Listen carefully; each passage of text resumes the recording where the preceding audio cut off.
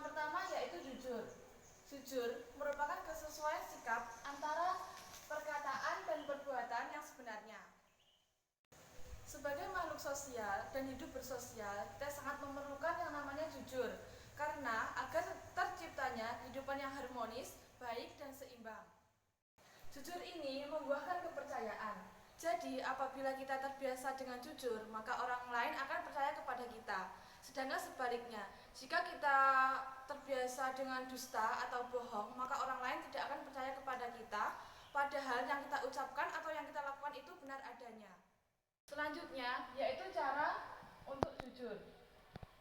Cara jujur ini harus ditanamkan sejak dini, karena pada usia dini ini, seseorang mudah untuk dididik, yaitu dengan terutama orang tua harus mencontohkan sikap jujur atau sikap baik kepada anaknya, agar anaknya juga mengamalkan sikap jujur ini.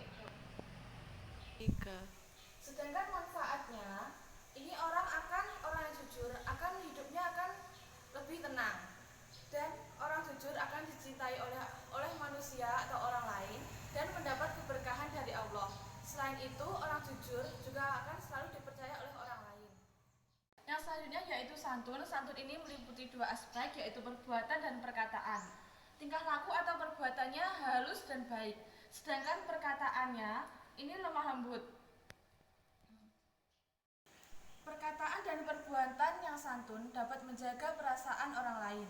Kita akan lebih dihargai dan dihormati oleh orang lain apabila kita selalu menunjukkan perbuatan yang santun terhadap sesama. Contohnya, saat di kampus kita harus menunjukkan rasa peduli kita terhadap sesama. Lalu saat di rumah, seorang anak harus menyayangi orang tua dan saudara-saudaranya. Pada zaman sekarang ini muncul masalah-masalah yang menimbulkan perkelahian atau penuntutan atau yang lainnya. Mungkin itu juga disebabkan karena kurangnya sifat santun terhadap diri seseorang. Contohnya seperti di televisi, itu banyak kasus-kasus atau berita-berita tentang pencemaran nama baik. Mungkin itu juga karena kurangnya sifat santun terhadap diri seseorang itu. Materi yang selanjutnya yaitu malu. Pengertian malu yaitu menahan diri dari perbuatan tercela, jelek, hina, dan kotor. Malu sendiri merupakan sifat bawaan atau juga bisa merupakan hasil dari latihan.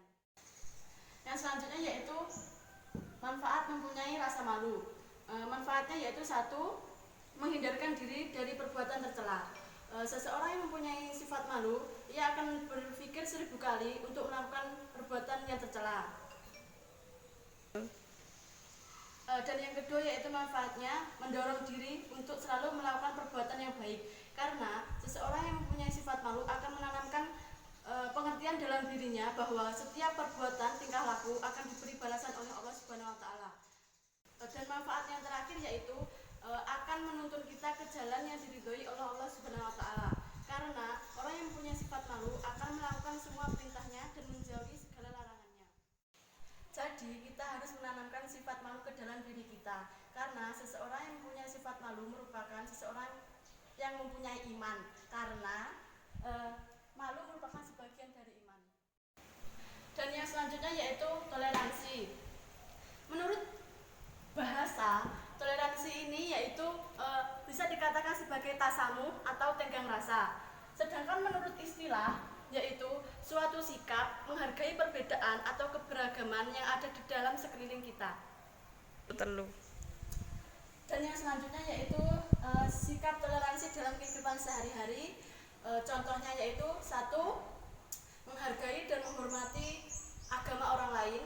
Yang kedua yaitu memberikan kesempatan orang lain untuk beribadah sesuai kepercayaannya. Dan yang ketiga, menghargai pendapat dan tidak memaksakan kehendak kita terhadap orang lain. Dan yang terakhir yaitu berteman, bersosialisasi kepada sesama tanpa membeda-bedakan agama. Dan yang selanjutnya yaitu toleransi dan kedamaian negeri. Bangsa Indonesia sudah terbiasa hidup berdampingan dengan suatu keberagaman atau perbedaan, karena sejatinya bangsa Indonesia terbentuk dari perbedaan ras, suku, budaya, dan agama. Pun tidak dipungkiri bahwa di Indonesia masih ada kasus kesalahpahaman antara sesama karena suatu perbedaan, namun tidak meninggalkan sikap toleransi terhadap sesamanya. Jadi, jika kita hidup berbangsa dan bernegara dengan menerapkan sikap toleransi, maka akan mewujudkan suatu kedamaian negeri.